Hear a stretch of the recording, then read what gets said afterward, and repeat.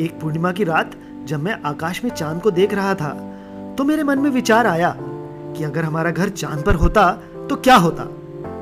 और जिस तरह हम अपने पर्यावरण का विनाश कर रहे हैं और प्रदूषण फैला रहे हैं तो एक दिन शायद हमें चांद पर ही रहना पड़े। तो अगर हम चांद पर रहने लगे तो क्या चांद पर दिन और रात होंगे? देखिए, धरती पर दिन तब होते हैं जब धरती का वो हिस्सा जिस पर हम रह रहे हैं वो सूरज की तरफ होता है। अब क्योंकि धरती अपनी धुरी पर घूमती रहती है तो कुछ समय बाद यह हिस्सा सूरज के दूसरी तरफ चला जाएगा और तब वहां पर रात होगी। तो अब हमें यह खोजना है कि चांद भी क्या अपनी धुरी पर घूमता है, क्योंकि धुरी पर घूमने से दिन और रात होते हैं। अब आप सभी ने यह कहानी सुनी होगी कि चांद पर एक बूढ़ी औरत चरखा काटती है। जब भी हम चांद को देखते हैं तो हमें चांद का एक ही हिस्सा दिखता है, वो हिस्सा जिस पर बूढ़ी औरत है। दूसरा हिस्सा कभी नहीं दिखता। इस दूसरे हिस्से को चांद की डार्क साइड भी कहते हैं। तो दूसरा हिस्सा हमें क्यों नहीं दिखता?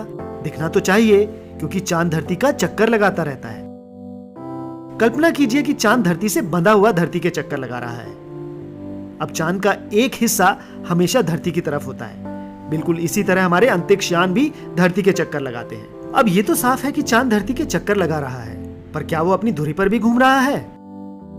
हाँ, बिल्कुल। चांद की स्थिति में चांद का सफेद हिस्सा आपकी ओर है और चांद के काले धब्बे या ज्वालामुखी धरती की ओर है। धरतीवासियों को चांद के ये काले धब्बे ही दिखते हैं। अब जैसे चांद धरती का आधा चक्कर लगाता है तो ये काले धब्बे अब घूमकर आपकी ओर आ जाते हैं। धरतीवासियों को अब भी यही काले धब्बे दिख रहे हैं और ये धब्बे फिर से घूमकर आपसे दूर हो जाते हैं। तो इससे साफ दिखता है कि चांद अपनी धुरी पर भी घूमता है, कुछ इस तरह से जिससे धरतीवासियों को हमेशा चांद के काले धब्बे ही दिखाई दे।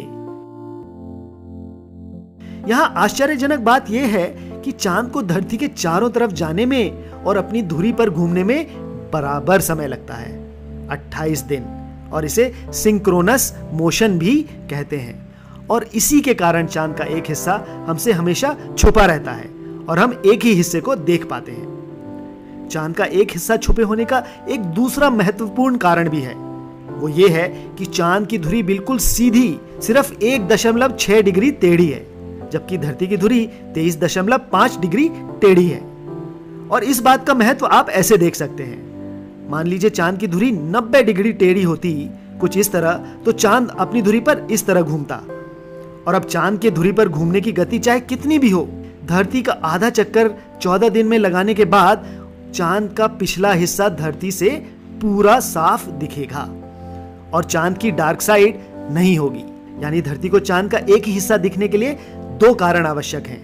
पहला, सिंक्रोनस मोशन, और दूसरा, चांद की धुरी लगभग 0 डिग्री टेढ़ी है। तो हमने देखा कि चांद अपनी धुरी पर एक चक्कर पूरे 28 दिनों में लगाता है। तो इसका मतलब यह हुआ कि उसका एक हिस्सा 14 दिनों तक सूरज के सामने और 14 दिनों तक सूरज के पीछे होता है। तो चांद पर दिन और रात होंगे और 14 दिनों के होंगे, 14 दिन का दिन और 14 दिनों की रात। पर जब इस तरह धरती चांद और सूरज के बीच में आ जाएगी तो चांद से सूरज नहीं दिखेगा और चंद्रवासियों के लिए सूर्य ग्रहण होगा।